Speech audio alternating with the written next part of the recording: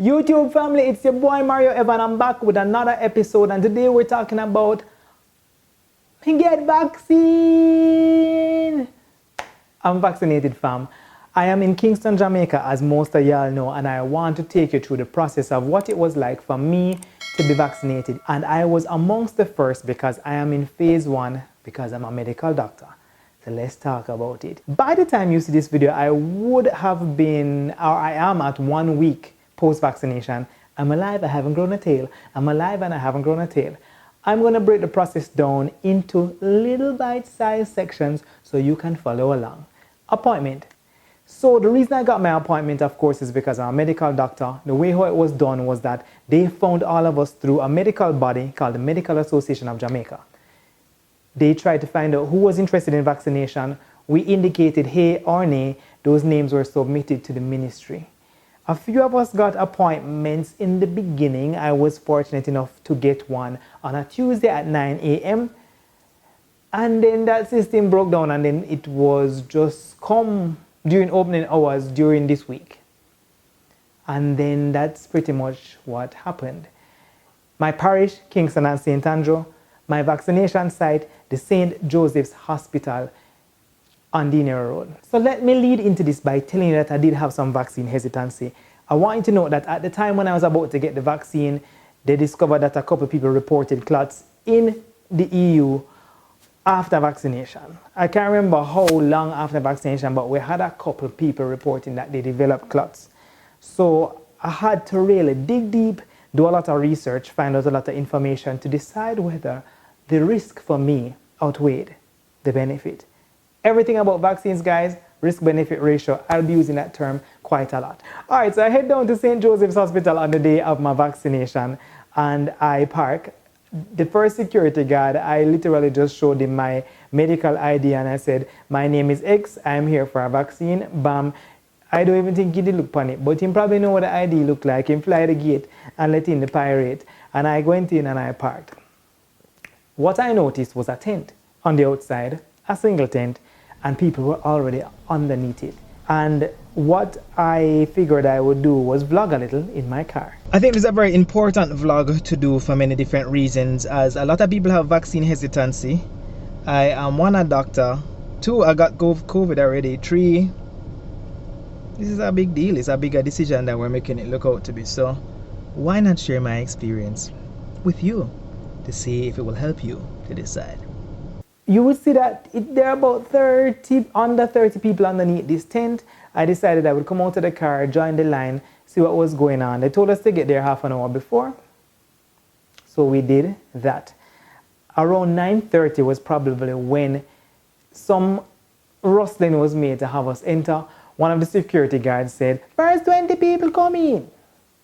But my 9 o'clock appointment, ma'am. Anyway, that was what she did. She decided to call in the first 20 people. They had been doing vaccination for a few days. I don't know if this was the system that they decided to develop because it worked easier for them. But I knew that she had a clipboard. My name was on it, and it was in chronological order, which kind of beat me bad because I was like, why not just follow the list? But there were also a lot of other healthcare workers who were there who were not on the list. Anyway, I had a whole rant on my IGTV about why this was very annoying. The security guards say, first 20 people come in.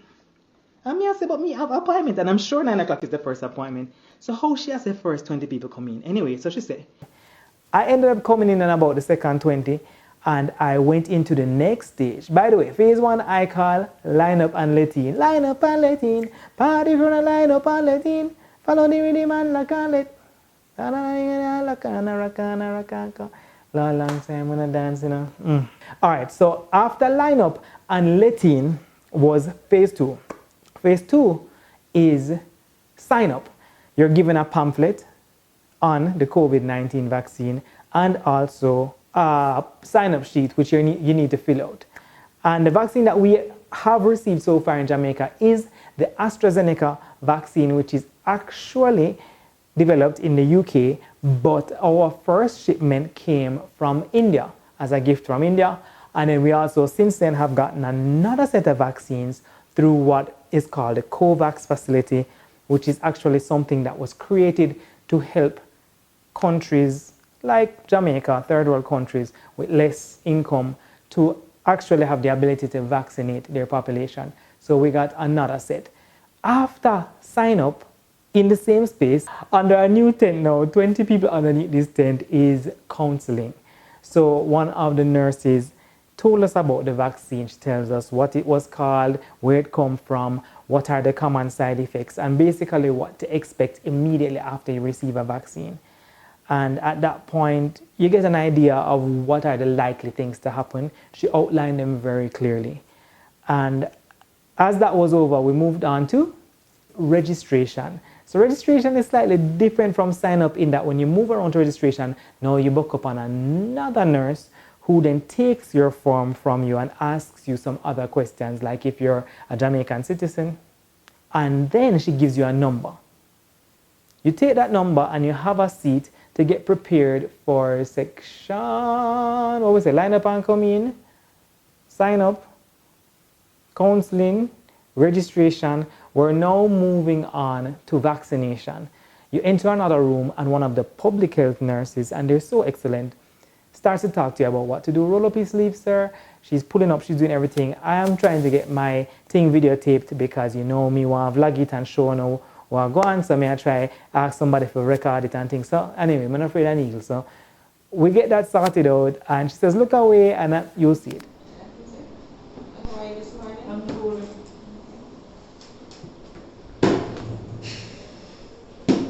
What you can do is when she's about to drop some her face and she can come through. I don't have any needle phobias at all. Oh, that is good. You have had any good ones? I'll probably come and help you guys soon, so I'm going to do the training today. Okay, good. Alright, so I get my jab. I'm walking out with my band-aid, and then you move to the next section, which is like a post-registration. And this is really the space where they give you your appointment card and tell you when to come back for your second dose, as this is a 2-dose vaccine, right? So they took some more information. I got my card. It had my date, which is 8 weeks from the first dose. And she asked me if I had COVID before. I don't know why it was relevant, but maybe that's part of the documentation to see how people respond. And that was that. She told me to go over to the doctor. This is the last phase, and we call this phase observation, where the doctor says, based on the time of your vaccination, you're going to wait 20 minutes. If you have any side effects, let me know. And she, it was a female doctor on this day, was actually sitting down and watching us. Da dum dum dum dum dum dum. 20 minutes pass, I'm still good. Just a little soreness at the injection site, very common, and I leave and I'm good. So let me talk to you about the side effects now. For vaccines, most side effects tend to happen in the first 2 to 3 days. That would be 48 to 72 hours is the most common time. And you have different types of vaccine responses. Again, this vlog wasn't for me to teach, but I just wanted to understand kind of the urgency of a vaccine allergic response. You can have an anaphylactic reaction. That's the worst thing you could have. That is because you're allergic to something in the vaccination and you literally swell up, like how some people swell up when they eat shrimp or peanuts or whatever it is, or aspirin that they're deathly allergic to. You have an anaphylactic reaction. That's why these things need to be done in places like hospitals or places that have emergency response teams in case you need to get additional medication like DPH elixir or antihistamine injection or steroids, or even if a doctor needs to intubate you, which is when they put the tube down in your throat, like when they do surgery on you because you cannot breathe because you are swell up. These are rare, folks. Rare. They don't happen that much. But that's really what the observation period is to observe for an immediate anaphylactic type or anaphylactic reaction, like you vomit or you're dizzy or you start swell up. And usually that happens within 20 minutes. So that means it's usually safe to go home after 20 minutes. All right, let's take you through side effect days. So side effect day 1, injection site soreness. And I feel good. Day 2, post-vaccine, I still feel pretty good. Day 3, post-vaccine, I feel good. I think I might be having a few sniffles, possibly from the vaccine. Sometimes I have some allergy issues, so I don't know. Day 4 post-vaccine is a Friday evening, and I start feeling really tired. When I get home, I feel achy, I feel warm. I managed to find a thermometer, and the thermometer says 100.2. I'm having a low grade, almost fever. And then I have loose stool. And then I'm thinking, it's either I get gastro or this is a vaccine side effect. Day 4 is not a common day to get a vaccine side effect. I'll have you guys know that. So it was a little odd, but here they were. This was a Friday. So into the next day, I wake up, more loose stool, body no feel so sprucey. But I'm not dead and pop down. It's not like when you did have you have a bad cold and flu. Mild, but I know say everything not really 100. And then by Sunday I'm good again. Monday I'm back at work. Now I'm good. This is Tuesday, 1 week post-vaccine, and I'm good, fam. I'm good. Like I can't complain. I don't grow no tail, I don't grow no ears, I don't grow nothing extra yet. I'm gonna go back at gym and exercise and I do my walk and these things. So dose 1 of the Astra Zeneca vaccine done. I'm vaccinated. I'm now happy. My hesitancy went away for many reasons. I did a lot of research, number one. I listened to a lot of doctors, and a lot of this stuff really has a lot of information to support it, called clinical trials. All right, so let's try and demystify vaccination, and let's demystify vaccines. Because you Jamaicans, we have been getting vaccinated since we are picnic. BCG, MMR, DPT, OPV, not to mention the young picnic them will have hepatitis to include it in their pentavalent vaccine. Some people get chickenpox vaccine, pneumococcal vaccine, plenty vaccines. So why someone thinks that this are the one? These are the one where them send to kill we don't. And this one, this are the first one. All of the pharmaceutical companies them make them first vaccine to kill off the nation. I doubt it. So let's just start there. Seems like it was developed fast. It appears that way. Coronavirus vaccines, with some of the technology that we are using currently, have been being studied from way back in the first SARS, when the first SARS came out. So the technology, though not used before in humans, is not brand new, and it is often used in the labs. And I'm specifically speaking to the adenovirus vector technology found in the Astra Zeneca vaccine. It's not new. Part of the reason why these things move faster in a pandemic is because we don't have a pandemic all the time. The last one was 100 years ago, and guess what? When people are dying everywhere in the world, people will fund things, people will help to make things move faster. Funding and interested people to do trials because they want to save the world. That's why you get a fast vaccine. And the last thing, emergency use authorization, where pretty much everybody say, yo, people are dying. This seems to be a good way to prevent it. We can use this thing everywhere, and nobody's liable. Which brings me to why it's important for you to do your research before making a decision, because when you give the shoulder, if anything happens to you, you are going to be liable. Majority of people, nothing will happen to them. And I know the fear is, what if I am that person? It's a legitimate fear. Regarding the clots, they haven't been able to prove as yet whether the clots were caused from the vaccine.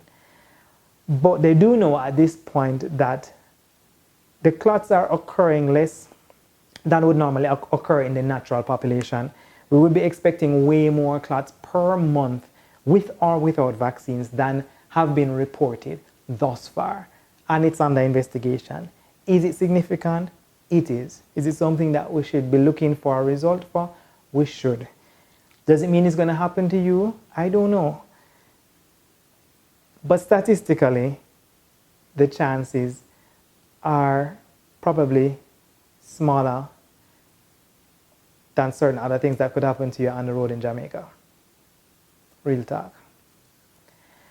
So I'll wrap up this episode to say that I'm vaccinated with dose 1, which means I'm partially vaccinated. Strong antibody responses tend to happen around 4 weeks after you receive vaccines, which means that after my second dose in May, I will have probably a good antibody response 4 weeks after the second dose, at which point I will say I'm fully vaccinated and I'll feel like I have an extra layer of protection from the disease. There is a lot more you guys need to research, but at the end of the day, know that vaccination really helps to prevent you from having more severe disease and from dying. And having less severe disease means not ending up in a hospital or on a respirator. That is the primary premise of vaccination, which means for the elderly people, people with comorbidities, getting a vaccine is really important because you are the type of person that will end up having severe COVID-19 disease if you happen to get infected. So we don't want you to get infected, number one.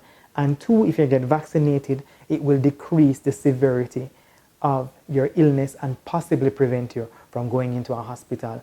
And that preserves a couple more years of life, time on this earth to live and be with the people that you love. But again, it's your choice and do whatever feels right for you. But do your research and just don't believe the propaganda and all of the madness if you don't have anything sound to back it up. I am chipping out, guys. I am Mario EVON this time, not Dr. Mario Guthrie, but I brought him over onto this channel. I do have another channel, which is youtube.com/Dr. Mario Guthrie, and or is it Mario Guthrie? I don't remember anything. Anyways, my doctor channel, and I will talk more about the science on that side. This was about my experience, and I would say if I were to give it a rating, I would say the worst part of the experience was the lineup on Let Een. It was poorly done. There was no appointment system, and everything else went really smoothly. And for that reason, I'm going to give them a 4 out of 5 because I went on a day when it wasn't terribly crowded. But kudos to the government now, because now their appointment system is rolled out, and that happened yesterday, which was Monday the 22nd. And I am going to do a video which I will probably put on my medical YouTube channel for people who are over 60, or even if you haven't gotten vaccinated and you're in a phase 1 group and you are not tech savvy, to just kind of let you know how to do it. I'm just going to touch on it a little bit here, but what you're going to do, you go to the Ministry of Health's website, you put the URL in the browser, and when you get onto the website, over on the upper right hand corner is a link to sign up for vaccinations. You are going to be required to have a few things. You're going to need to be able to get onto the internet, which means access to a web browser, which can be done from a phone or a laptop, and you're going to need your cell phone, preferably yours if you are someone who has a cell phone. If you don't have a cell phone, then a close family member or a very, very close friend who has a cell phone, because you're going to need to be able to receive text messages, and you're going to have to be able to open a text and use a code in the text to book the appointment. And once the appointment is booked, you get a confirmation via text message. So internet access, a device to get online, and a cell phone are going to be your 3 requirements. And once you have those 3 things, you'll be able to book an appointment. If you are not tech savvy and you do not know what to do, beg you do, find a young person, help you out, a family member, somebody who you trust, because I know some old dirty scammer go try rob some old people, and don't make them take your money to register for your vaccination. Guys, I believe wholeheartedly that vaccination will help to decrease the morbidity, which is the extent of sickness, and the mortality, which are the deaths from COVID-19. And that's all I'll have to say. Do your research, consider it. I'm vaccinated, I'm alive. I'll keep you posted on everything going on. Blessed love, folks. Until next time, because you don't know me inconsistent already, but we'll work on that, because I deserve to be a YouTuber. Like, Mom, I deserve to be a YouTuber. Thank you so much for watching that video. I hope it's really helpful to you to help you make a decision around vaccination. Don't forget to like, subscribe, share, comment on this video. Make sure so everybody find it. Subscribe. Thanks again. See you next time.